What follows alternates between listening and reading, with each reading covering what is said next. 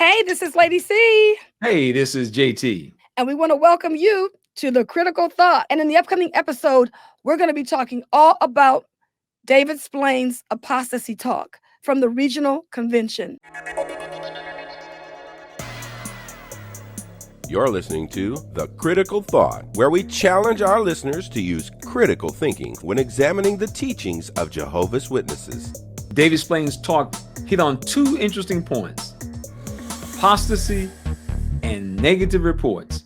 And what we're going to do is we're going to just take a look at some of the statements that he made, and we're going to kind of, like, as we often say, double click on them and look at them a little closer and see what they actually reveal is taking place in the organization today. Absolutely. Think about the statement that he continually weaves in and out of his talk: spiritual poison. I mean, he must have said that like 4 or 5 times. And everything is in conjunction with what's online, where he's trying to say that there's specific websites talking about Jehovah's Witnesses. And if individuals were to double click on it and, consume this knowledge and information, it's similar to drinking spiritual poison. Yeah, it's very interesting, as you mentioned. It is as if what he's trying to do is literally to demonize any information that people get that comes from the internet that is not favorable toward Jehovah's Witnesses. And so he brings up a couple of interesting little points. He tries to make the point that there are actually people on the internet who are posing as Jehovah's Witnesses to trick people.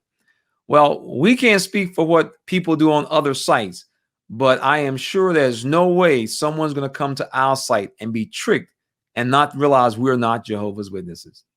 That's right, because we actually say Jehovah's Witnesses, critical thinkers, and everyone knows that Jehovah's Witnesses don't even use the term critical thinkers because they're not allowed to do independent thinking.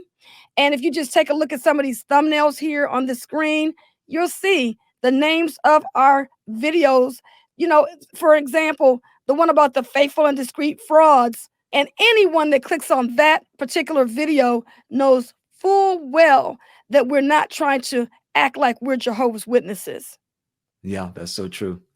Now, here's a clip that we want you to take a look at, because what it does, he offers advice on what a Jehovah's Witness should do if they have a Bible study who is sneaking up on the internet.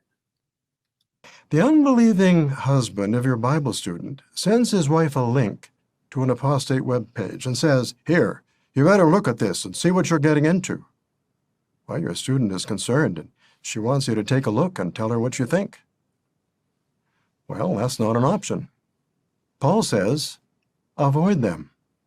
That doesn't mean reading apostate literature or searching social media to see what they're saying about us. So what do you say to your student? You might say something like this: I can imagine that this is very upsetting for you, and you certainly do need to know what you're getting into. I have a suggestion. We have nothing to hide. When you're at the meetings, listen carefully to what the brothers are saying. Watch how we interact with one another. Take note of how the organization is financed. Get to know the elders, their wives. Introduce yourself to the circuit overseer and his wife when they come. Visit world headquarters of the branch. I'll come with you. I'll help you. And I want you to get really acquainted with the organization. And if you do, I'm sure you'll soon realize that what the people are saying about us isn't true. Wow. Can you believe that? He actually, I can believe he said it. Yeah. Yeah. Yeah. He actually made this statement that if a Bible study gives you a link to go and investigate, as a witness, you have no option not to go. And we know what that does to people. When you give someone a link and they tell you out the gate, I can't go to that site, what do you think that causes the Bible study to think? We know. Yeah, they start to question, what are you trying to hide from me? Exactly. That's exactly right. And so this is the thing I think is important to understand. This idea of apostate material. I think it's important that we look at that very closely.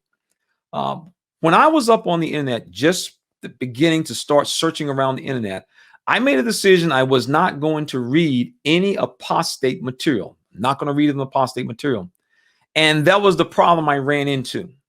Because each time I had a conversation with someone would say, well, JT, you're an elder, you have access to the congregation's records. Go and look in the file and read this letter dated so-and-so. And I would go and read it. And then after a while, they begin to just add the magazines, the books. Go take a look at this publication. If you don't have it at home, go to the Kingdom Hall and look it up. And so what I began to see, because I was still waiting to read that apostate material, I kept seeing everything I was reading was not something that was written by somebody who left the organization, but in fact, it was material that was written by the organization.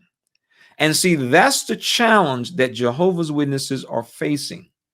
When these Bible studies go up onto these sites, what they're going to see is a constant reference to the various publications that people are going to be encouraging you.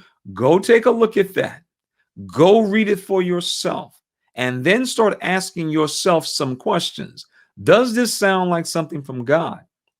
And so what Splane did, it was very interesting. He then said, well, let me give you the proper way to vet us as Jehovah's Witnesses.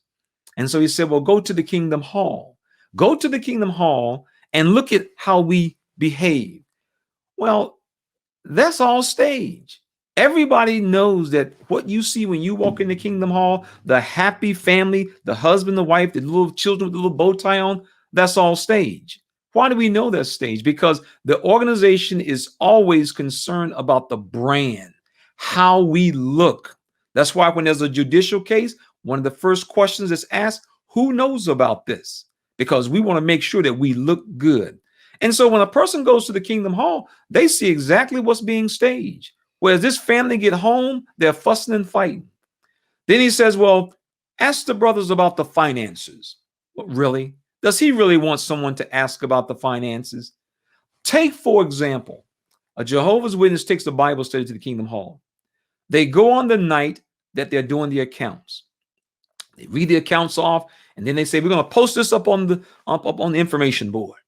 So afterwards, this Bible study goes up to one of the elders and says, you know, I see y'all guys are very transparent. I mean, y'all guys have good transparency when it comes to y'all organization and everything. And the elder would be very proud. Yes, we read this to the congregation, so they know how much funds was taken in and what they were spent on. And as you can see it yourself, you know, even as yourself, you're not one of Jehovah's Witnesses, but you can see exactly what the congregation is doing.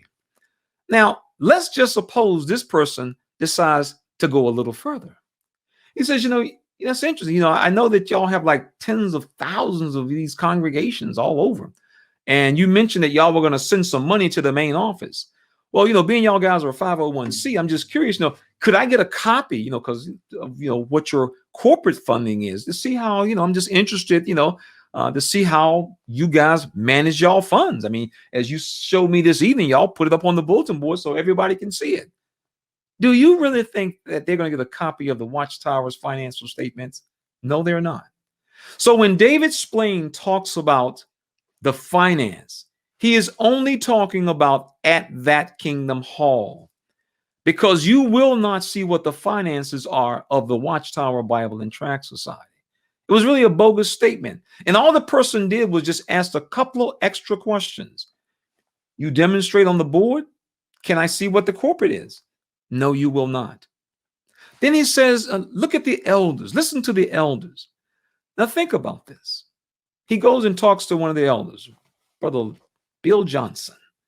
Now, what this Bible study does not know, in about 45 minutes, what he doesn't know is that in about 45 minutes, Brother Johnson and two other elders are going to be sitting in that Kingdom Hall office with a young 19-year-old female, asking her questions about all types of sexual practices that she was involved with a young man. You see, those are the things that they don't want people to know. Those are the things that you can't ask questions about. Any Bible study who starts inquiring, I understand y'all have a judicial program, that y'all have like a tribunal that y'all hold. He can't get any information. Think about the average Jehovah's Witness. The average Jehovah's Witness cannot see the flock book. They can't see it. So what could a Bible study do? You see, the Watchtower wants you to only see the upfront things. But what we're talking about is the stuff behind the curtain. So the things behind the curtain, those are the things that's going to impact people's lives. But you know better than to have a Bible study asking questions and inquiring about those things. So much of what he said is only just for the surface. But what we're talking about is going beneath the surface. And that is so true, because most witnesses understand that. We had a lot of cognitive dissonance going on when we were Jehovah's Witnesses, because we knew that a lot of the things that they said at the Kingdom Hall, when we would go to people's door, we knew we didn't carry on like that at the meetings. We knew that. And not only that, but my day-to-day life involves what you see here on screen. It involves doing research on no matter what it is I'm doing. If I'm buying a blender, if I'm buying a computer, a mouse, a light from a production studio, I'm online doing research to find out what people are saying about these products. And even with services. I mean, so it's not about you can't go online and find out what people are saying about stuff. And of course, notice how in this particular screenshot, it's showing the pros and cons about this blender. So it's not just giving you the good things about it, but it's also giving you some things that people don't like about it. And this is the world we live in today. We live in a world where people get the pros and cons before they make a purchase.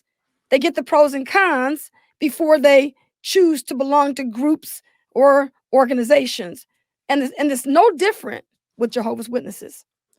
Yeah, I mean, we live in a world today that anyone who is told by any group, company, whatever, we want you just to read all the positive things about us. Don't read anything negative about us. We cannot imagine any serious organization or company that would tell people, do not read anything negative about us. And what makes it so ironic about the Watchtower is that they're going to this Bible studies home every week for the purpose of pointing out everything that is wrong with her religion, everything that is negative that is about her religion. And yet, the minute that one thing comes up that's negative about the organization, you are not to listen to it. And so people understand that you cannot tell people, do not look up anything that puts us in a bad light. You know, ladies, see that this next clip is really, it's really revealing what takes place within this organization that the Watchtower Society cannot control. Do you think the brothers who write Watchtower articles are living in the real world? I wonder if they realize just how hard it is out here. Yeah, that's a good one. That is a real good one. That's a good one. But you know what this really shows is when people are in online forums, what it allows them to do, because of the power of anonymity, it allows people to speak freely. You see, there are lots of Jehovah's Witnesses who say exactly what he said. That's why he can repeat it. How can people who don't work a job can tell other people to quit their job? There are people who've been at Bethel since they were 19 years old, and now they're in their 60s and 70s. They have not paid any bills since the day they went to Bethel. Water bill, gas bill, none of those. And yet they will tell people, you need to quit your job. And so the online forums, they allow Jehovah's Witnesses to do something they cannot do at the Kingdom Hall. Literally have the freedom to say what they think and feel. I know I couldn't freely talk about my feelings at the Kingdom Hall. If you wanted to talk about something that was going on in the congregation that everybody knew was stupid, everybody knew that was something that somebody didn't make any sense, then if you were the lone person that decided to take a stab at it, you were going to be the one that was going to be looked at like she ain't spiritual. Yes, and that's what the internet now gives witnesses the chance to do. They're able to, because of the anonymity, they can go on these forums and they can say exactly what they think. And not only that, but we have actually had Jehovah's Witnesses come to our channel who are believing witnesses. and they will come and ask us questions about something that's happening in the congregation that they really can't weigh in on. And I've had this happen several times where they would say, what do you think about this? Because they know they can talk to somebody about it to see whether it makes sense or not. So, I mean, people feel comfortable coming online. Yes, because they have the anonymity. Nobody knows who they are. Yep. Okay, that's so true. In the next clip, David Splane poses a question, and it is a very good question. But the question he poses really doesn't go to the heart and soul of the matter. Notice what he says. Now, you don't know whether these individuals are apostates or just brothers and sisters who are in serious spiritual trouble. But does it matter? How does it make you feel? When you leave the forum, do you feel upbuilt? Determined to expand your ministry?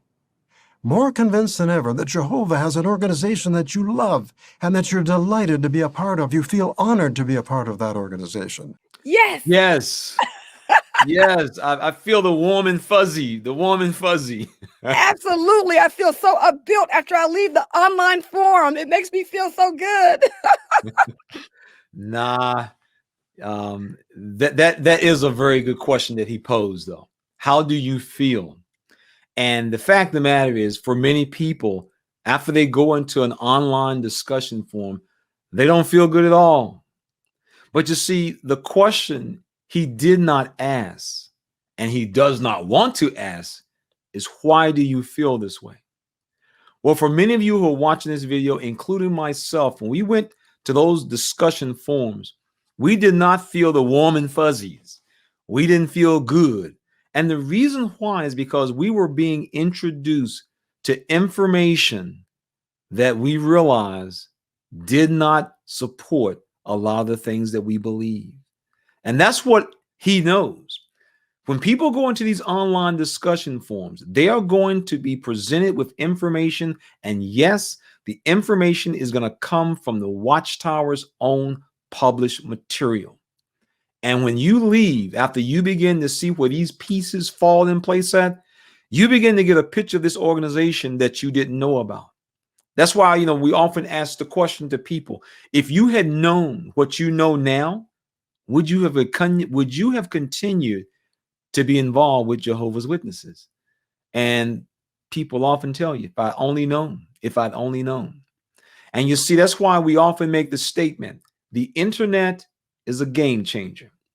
You see, back in the day when my parents were coming along and many of yours, that information wasn't there. But now it's there. As people begin to become a Bible study, it is there. So no, people don't feel good when they are presented with information and realize they have been misled. I don't know anyone who rejoices on finding out they got duped. I just don't know anybody. Nobody rejoices. I'm so glad I got duped. No. People feel hurt. People feel pain because you begin to realize that all these years you have spent a part of this group, it was for bogus reasons. The foundation that you thought you were building, you see is in the back of the Kingdom Hall on the trash pile. And so that's really how people feel. And he knows that. And see, for a Bible study who has not bought into, believe whatever you're told to believe, that is very, very dangerous for a high control group. Because once people started peeling back the layers of the onion, you can't stop. You literally cannot stop. So how you feel? You typically don't feel good after learning that somebody just got through duping you. Yeah, that is so true. When you first start taking in this information, I know for me personally, I thought about all the missed opportunities, how much time I had wasted, the friends I didn't, invest in, things like that, putting money in the bank, just all kind of stuff. Yeah. So you just cycle your mind around all the stuff you lost out on. But then as you began to look at things objectively and realize that, hey, look, I lost out on stuff. It's not time for I still got time to make up for lost time. You begin to feel like, I'm so glad I found this information out. And I feel good to know that there's other people that feel the same way I feel. Like, for instance, those conversations that we couldn't have before, it wasn't nothing wrong with us. Yeah. It was just the organization didn't want us to find out about them. Yeah. And so they knew that they couldn't let those conversations take place, because the moment we could all start talking about how we felt, we were out of there. Yeah.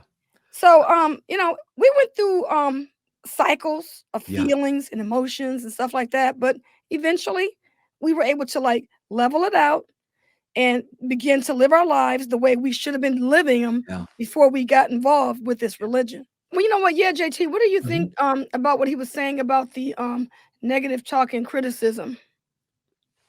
Well, I think you have to put it in context.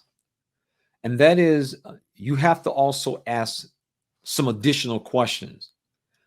While nobody likes to hear negative talk about them or even criticism about themselves, but the question is it valid? Is it true? And that's the part that the Watchtower does not want people to investigate for themselves. If someone says something negative about you or someone criticizes what you do, is there a valid reason? Is there a valid concern? Well, we all know that in this organization, even if you have a valid concern, you need to go somewhere, sit down, and be quiet and wait on God. We know that. Now, we also know that no Bible study could use that as a getaway line. Well, I'm just going to wait on the Lord. No Bible study could use that as a getaway line. Yet Jehovah's Witnesses use it as their getaway line all the time. The criticism and the negative reporting, if it's true, then you have to live with it. Yes, this is a perfect example. A perfect example is what we see in the news media today. The articles that are being reported in newspapers all around the world. Is it negative about Jehovah's Witnesses? Oh, yeah. Oh, yeah, it's negative. But you have to put it in context once again. You see, there are certain members of the writing department. They have what's called press credentials. They are part of the media. That's right. The same as the people at CNN, Fox News, ABC, CBS. They have press credentials. They put a little badge around their neck, and they're able to get access to events and things that the average citizen, the average person could not get access to. Well, when the issue of the Catholic Church and abuse came out, what did the Watchtower, who is viewed as a media organization, do? Well, look through all the publications and see all the articles they carried about the Catholic Church and the issue they were having with their priests. Now, be honest. If you were talking to a Catholic person and the Catholic person has the Watchtower's publications, which are considered media, that's right, media, do you think the Catholic person would say, well, y'all writing positive articles about us? No. They would say, this is negative y'all writing about us. And what would the Jehovah's Witness say? Well, is it true that you're having problems in this area of child abuse? Well, of course they were having problems in the area. And so the Watchtower would not consider what they was doing as negative and so forth. They would say, well, we're just reporting what's actually happening. Yet, the moment the same information is reported about them, oh my goodness, it's negative. They out to get us. No. The Watchtower has reported what other denominations are doing that's wrong, and yet when they do it, they don't want it to be reported. They tell their members, if you read something in the paper, in any article about us that's negative, it's a lie. Can you imagine being on a Bible study? Being on a Bible study. That's why we tell people, apply the Bible study test. You're on a Bible study and the person says, my priest said anything we read and hear on the TV is not true. What would a Jehovah's Witness sitting there with a circuit overseer tell them? They would not allow them to get away with that. And yet, once again, the Watchtower wants its members to listen to what is being said and conclude it's a lie. It's not true. And so this is what makes this organization so dangerous, is because it literally operates on two sets of scales, one for everybody else, one for us. And so we're seeing that the Watchtower cannot control the media. They can't control access to the information. The flow of information, they have no control of anymore. They can't control their members. And of course, they're not going to control the media. And so these are the challenges that this talk that he was giving is actually revealing that the Watchtower is struggling in these areas, and it's not going to get any better. As more and more witnesses get access to the internet, more and more going to be up on those sites. As more and more elders who are about to leave this organization start continuing to send out all of these body of elders letters, it's not going to stop. And because there are hundreds and hundreds of media outlets and channels now, they need something to cover. The Watchtower can no longer hide. They are now a public spectacle, and there's nothing they can do about it. Once again, we're going to give you another example of how nobody does hypocrisy like the Watchtower. Yeah, so notice what the Watchtower has to say about itself. According to the August 15th, 1950 Watchtower on page 263, basically it says it invites careful and critical examination of its contents in the light of the scriptures. Yes, and that's the personal invitation that the Watchtower extends to everyone, examining us critically. And when you start examining the Watchtower critically and you find out things are wrong, then they complain. You can't have it both ways. You can't tell people to examine you critically, and when they do, you complain because they're examining you critically. And so this is how the Watchtower talks out literally out both sides of its mouth. I'm sure everyone has heard the phrase, some things you have to see or hear for yourself to believe. Well, one of the things that Splane mentions, he quotes a scripture from the book of Proverbs, chapter 14, verse 15. And it really demonstrates how the Watchtower has no problem speaking out both sides of his mouth. It says, the naive person believes every word, but the shrewd one ponders each step. Some people believe everything they read in the newspaper or see on TV. Do you? Should you? You know, I have to agree with Splane. That is a very powerful verse because it tells people, do not believe everything that you read. In fact, that's one of the reasons why we often tell people who come to our channel, look, don't take our word, go and do your own homework, go and do your own digging. We've had so many people who will contact us and they'll say lies, lies, lies. I mean, they'll just say it and they haven't looked up nothing. And so we then will tell them, well, did you look up the references that we were talking about? No. Well, then how do you know what it says? Because I know it's just a lie. I know the society would never say something like that. And we said, well, go take a look for yourself. And so that's what happens. And so he is correct. A naive person is someone who simply believes whatever he reads or whatever he is told. Now, why is that so ironic? Well, let's see how the Watchtower talks out both sides of his mouth. Okay, JT. Now, notice the contrast of what Splane said versus what this Qualified to Be Ministers publication says. It says, if we have love for Jehovah and for the organization of his people, we shall not be suspicious, but shall, as the Bible says, believe all the things that the Watchtower brings out, inasmuch as it has been faithful in giving us knowledge of God's purposes. Oh, man. Can you believe that? Amazing. Oh, my Nope. goodness. Now, let's go back to that Bible study that Splane started out talking to. Can you imagine that the person who is studying with them would actually have read the scripture in Proverbs and told them, you will be a naive person to believe everything that you read or everything that you hear.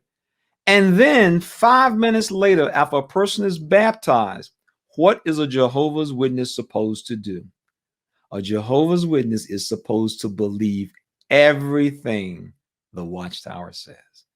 I mean, these guys, there is no end to how, there is just no end to how low they will go. I mean, they give this advice, don't believe everything that you read, but you better believe everything we say. These guys have no problem holding two opposing positions at the same time.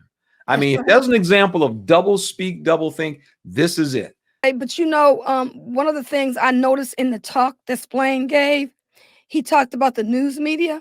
Yeah. And he said, I mean, these guys really word things well. And I was thinking to myself, wow, that's the same thing that JT always talks about, how they really play the game of semantics. So it looks like the Watchtower is getting beat at their own game, you know? Yes, nobody does semantics quite like the Watchtower does. And this is just another example of how they will say anything they need to say at the time, even if it contradicts something they said the day before. This is the organization that we are looking at.